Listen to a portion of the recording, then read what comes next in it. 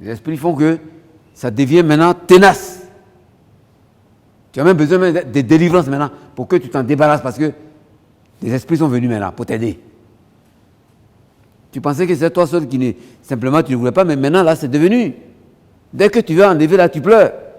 Les esprits sont venus t'accompagner. Les esprits ils ont une manière de fonctionner. On n'est pas en train de les entretenir, mais ils ont une manière de fonctionner. Si toutes les nuits, tu descends derrière ta maison, tu verses de l'eau, tu déposes 2 colas, tu dis les esprits qui sont ici, venez. Je vais vous servir, vous allez me bénir. Tu fais ça pendant 1 mois, avant la fin du mois, tu vas entendre des voix. Parce que les esprits, tu les invites, ils vont venir. Ils sont là. Donc l'idolâtrie, à force de te mettre dans une affaire, pour ne pas être libre, mais pour te lier à une affaire, ça commence à devenir des liens que tu ne peux pas rompre toi seul. Il te faudra la puissance de Dieu pour les rompre. De cette manière, l'idolâtrie est sous plusieurs formes.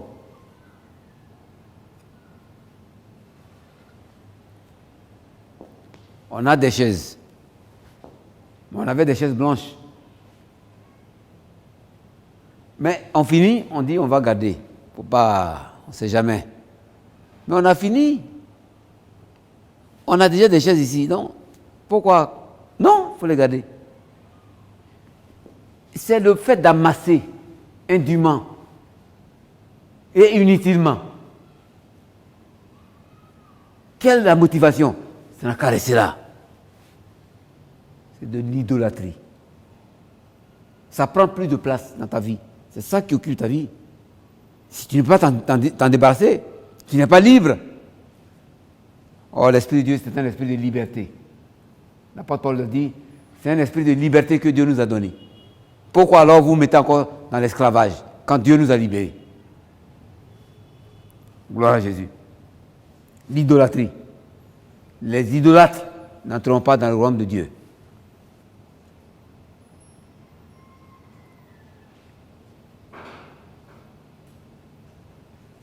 C'est ce qu'on fait avec d'autres motifs. Pourquoi?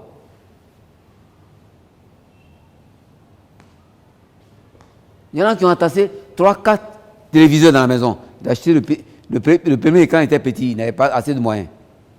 Il a déposé, parce qu'il y a eu un peu de moyens, on a acheté un écran un peu plus grand. Après, il y a eu un peu plus de moyens, puis on a acheté un écran plus costaud, qui prend le mur. On peut même, des gens qui sont là-bas, on dirait qu'ils sont debout comme nous. Et puis après, mais tout ça, c'est entassé. Mais débarrasse-toi de ça. Mais bénis quelqu'un. L'idolâtre voudra garder tout ça. Pourquoi? Il va dire, mais moi j'ai plein de télé à la maison. C'est les chaussures, mais j'ai plein de chaussures. C'est les habits, oh mais j'ai 100 costumes à la maison. Alors ça, là, 100 costumes, mais enlève 2 ou 3 dons à quelqu'un, il va rendre grâce à Dieu. Et si tout ça, tu n'as pas eu le temps de mettre ces 100 costumes, parce que il y a un costume par jour, il y a 52 semaines dans l'année. Ou un costume par semaine. Donc, donc dans 2 ans, mais... Et si demain même tu n'as pas ces costumes qu'ils ont fait, on va les vendre, on va les distribuer. Or, des gens auraient été bénis. Il a dit dans Matthieu 25, il dit, j'étais nu, vous ne m'avez pas vêtu. J'avais faim et soif, vous ne m'avez pas donné à manger. J'étais étranger, vous ne m'avez pas accueilli. Ces biens-là doivent bénéficier à d'autres. Gloire à Jésus. Doivent bénéficier à d'autres. Si on a le cœur de Dieu, qui a tellement aimé qu'il a donné son Fils, et nous aimons les hommes qui sont autour de nous, que nous pouvions leur donner, on n'a pas donné, malgré le fait même que les gens sont en train de souffrir. Peu importe la situation qui traverse, ça ne nous dit rien. C'est de l'idolâtrie.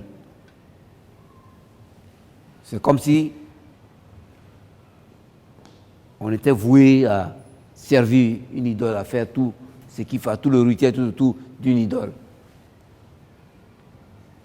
C'est de l'idolâtrie. C'est une place. On sacrifie régulièrement cela. On ne peut pas s'en passer. Sinon, mettons la main et bénissons quelqu'un. Même si on dit on n'a pas d'autres moyens, mais bénissons quelqu'un.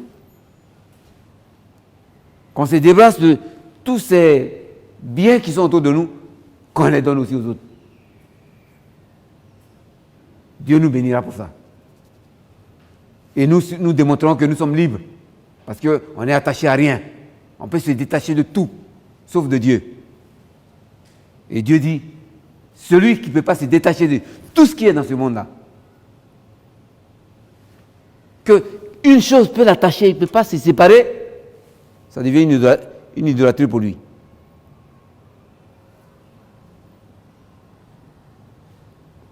Mais si tu ne peux pas te passer de Dieu, c'est bon. Parce que tu es créé pour adorer Dieu. Dieu t'a créé à son image. Mais s'il y a quelque chose d'autre dont tu ne peux pas te passer et qui doit forcément être là, dont tu ne peux pas se détacher, c'est de l'idolâtrie. Et dans le royaume, il n'y a pas de place pour les idolâtres. Gloire à Jésus.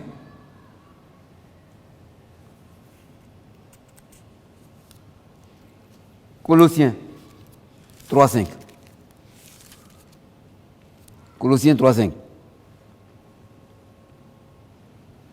Il dit, faites donc mourir les membres qui sont sur la terre, l'impudicité, l'impureté, les passions, les mauvais désirs et la cupidité qui est une idolâtrie. Les passions, c'est qu'est-ce que c'est? C'est des habitudes, c'est des choses qu'on aime faire, des activités, des lieux où on aime être, tels que par exemple des gens attachés au sport. Il ne peut pas voir de match sans qu'il ne soit assis près de l'écran de télévision. Il va chercher tout ce qu'il faut, il met autour de lui et il est là. Parce que le match à Dieu, c'est un match important. Il rate un match, il dit, ah, mais ce match-là, je n'ai pas vu où sont les résultats. Ah, il est en train de... Ça devient une idolâtrie. Il ne peut pas se passer de ça. Alors, dans le royaume de Dieu, c'est Dieu seul dont on ne peut pas se passer.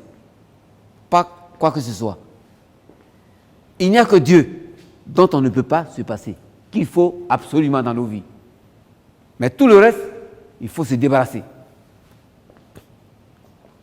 On ne doit pas être lié par quelque chose sur la terre ici.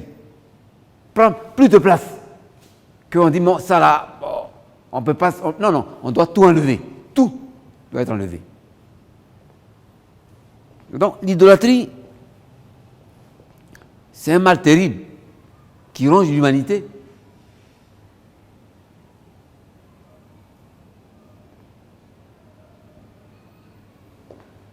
Et l'idolâtrie est dans l'Église, sous plusieurs formes.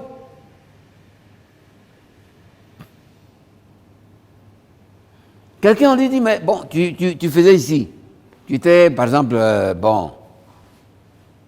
le responsable du groupe musical. On dit, bon, tu as été responsable pendant 6 ans, 7 ans, 8 ans. On va mettre un autre. Il dit, il ne chante plus, il quitte l'église.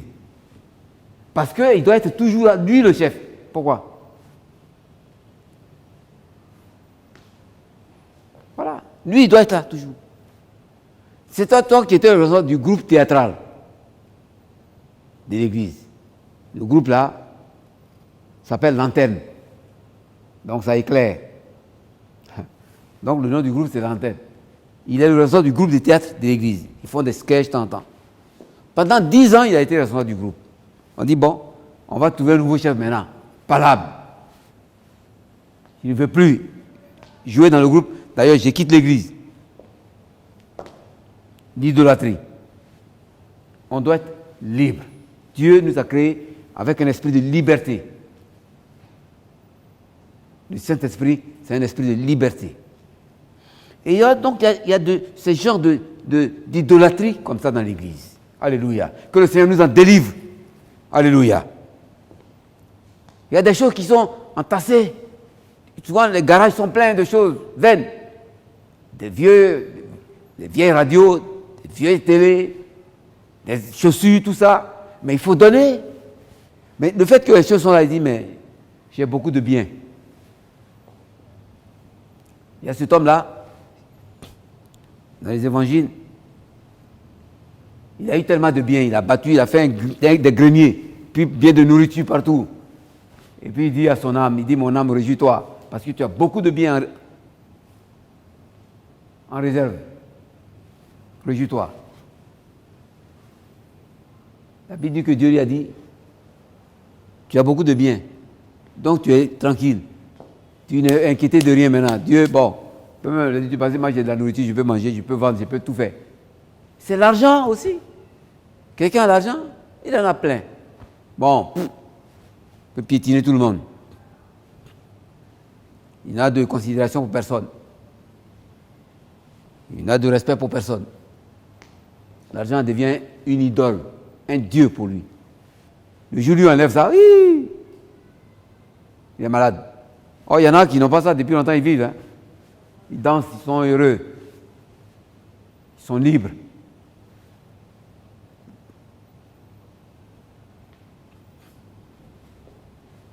On le voit souvent dans les partis politiques. Les gens ont servi, ils étaient au gouvernement, ils ont servi. Le jour où on dit, mais votre régime a été enlevé, on les voit poussiéreux. On les voit passer, ce qu'ils avaient, ils ont tout bouffé. Bon, donc, maintenant, là, ils n'ont plus grand-chose. Ils deviennent malheureux, misérables. Leur Dieu est parti. Ils devraient être heureux. Si on a beaucoup, on mange beaucoup.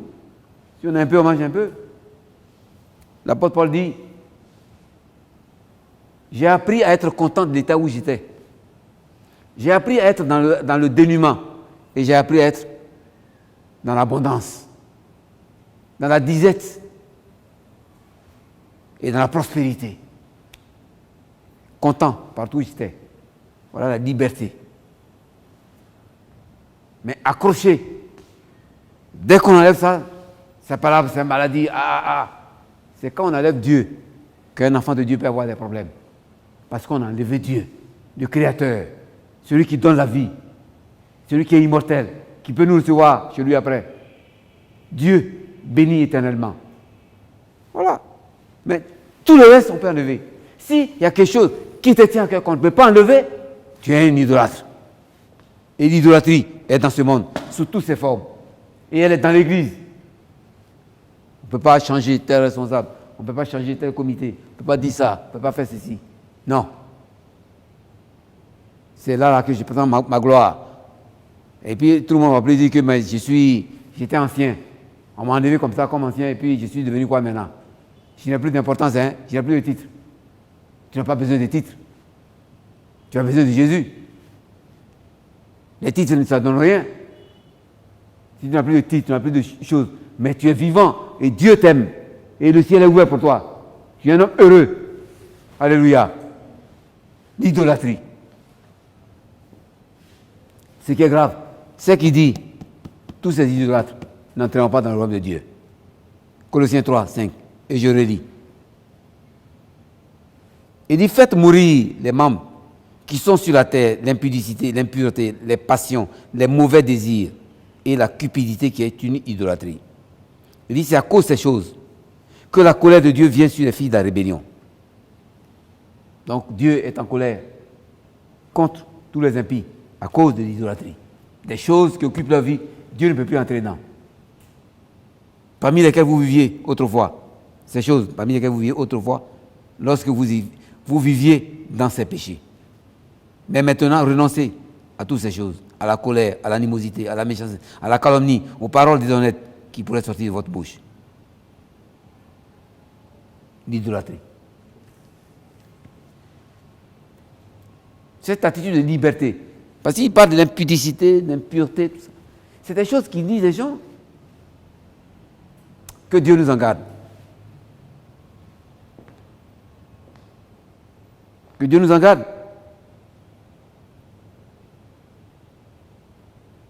On a une femme, on n'est pas satisfait avec elle. On a deux, on n'est pas satisfait. 3. Est-ce que si on enlève ces hommes, est-ce que tu peux vivre? Si on garde une seule, parce que la Bible dit l'homme quittera son père et sa mère s'attachera à sa femme.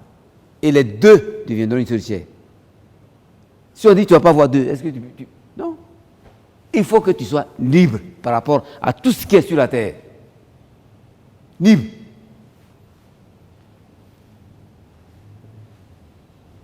Donc il y a des domaines de délivrance.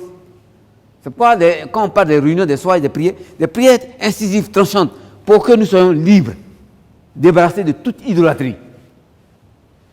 Parce qu'on peut être à l'église et puis être idolâtre. Chrétien idolâtre. On dit, mais quand on devient chrétien, on se répand du mensonge, du vol, de l'orgueil, de la méchanceté, de tout ça. Mais il y a des idoles qui restent. Il y a des idoles comme ça qui sont dans la vie des gens. Il y a des choses, il ne peut pas se séparer de ça. Des choses, il ne peut pas donner.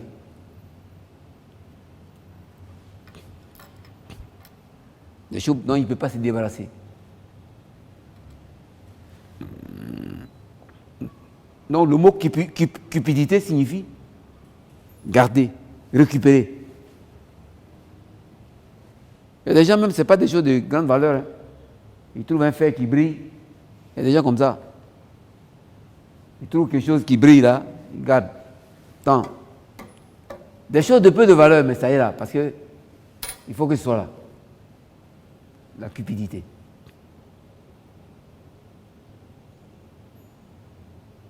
Que Dieu nous délivre. Que le Seigneur souffle sur nous. Qu'il intervienne et il change nos cœurs, il souffle dans nos cœurs par son esprit. Il nous libère, il nous décharge, il nous nettoie. Que Dieu nous aide à être débarrassés, délivrés de l'idolâtrie. Parce qu'il dit, ceux qui vivent dans la cupidité, dans l'idolâtrie, ne vont pas entrer au ciel. Parce que ceux qui vont au ciel, il n'y a que Dieu seul qui remplit leur cœur. Dans leur cœur, là, il n'y a pas la place pour autre chose. La place pour Dieu seulement. Tu n'auras pas d'autre Dieu devant ma face. Tu n'auras pas d'image taillée. Tu ne feras de représentation quelconque de quoi que ce soit. Tu me serviras moi seul. C'est pourquoi la Bible dit, la loi, la première loi est la plus grande loi. Tu aimeras ton Dieu de tout ton cœur, de toute ton âme, de toute ta force, de toute ta pensée. La deuxième loi, Matthieu 22, 34. Et tu aimeras ton prochain comme toi-même. La deuxième loi. Les deux plus grandes lois qui soient sur la terre. Les deux grandes lois. Tu aimeras Dieu. Cœur, âme, tout. Et deuxième loi, tu aimeras ton prochain, ton frère. Celui que tu... Donc, l'être humain. Le prochain, c'est l'être humain. Tu l'aimeras. Alors la haine, la colère, les guerres, les palabres, les malédictions qu'on jette, les jurons, les déchirures, où se trouve l'amour du prochain. À combien plus de raisons dans l'église où on ne se salue pas, on vient, on a prié, on est parti. Bonjour mon frère, bonjour ma soeur. Ça là, il faut même dire aux gens, fais 5 pas pour saluer quelqu'un. Salue 2 ou 3 personnes. Il faut faire ça d'abord pour que les gens se saluent. Est-ce que tu connais le nom de... On est dans l'église, on est 300. Est-ce que tu connais au moins le nom de 5 personnes? Non. Quand il vient vers celui qu'il connaît, qui salue, les deux sont là. Où est l'amour? Pour dire à ton frère, comment ça va mon frère? Que Dieu te bénisse. Mais tu habites où? Comment il t'appelle? Bon, ok. On est là pendant 10 ans. Il ne peut pas connaître le nom de 5 personnes qui fréquentent, avec qui il est en contact. L'amour, s'il remplit notre cœur, ça veut dire que Dieu remplit notre cœur. Parce que la Bible dit Dieu est amour. Et l'idolâtrie et l'amour ne vont pas ensemble. Parce que si tu aimes, tu ne vas pas garder tout toi seul. Tu ne vas pas être dans la cupidité, si tu aimes. Parce que si tu aimes, tu vas vouloir partager. Tu ne vas pas vouloir masser toi seul. Tu ne vas pas laisser les choses pourrir, alors que d'autres en ont besoin. Si tu aimes. Donc, l'idolâtrie, c'est l'opposé de l'amour. Et c'est l'opposé de Dieu. Parce que Dieu aime. Et il donne. Il a même donné son fils. Son seul fils. Gloire à Jésus. Que Dieu vous bénisse. Nous allons prier. Père, nous te bénissons pour ta parole, pour le grand bien que tu nous fais.